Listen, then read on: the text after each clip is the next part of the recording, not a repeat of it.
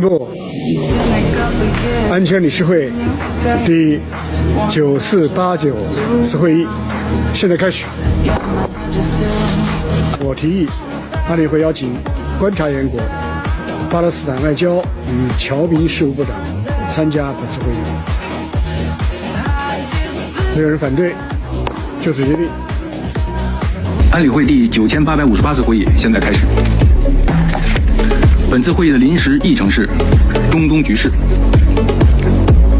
议程通过。我邀请也门代表参加本次会议，就这样决定。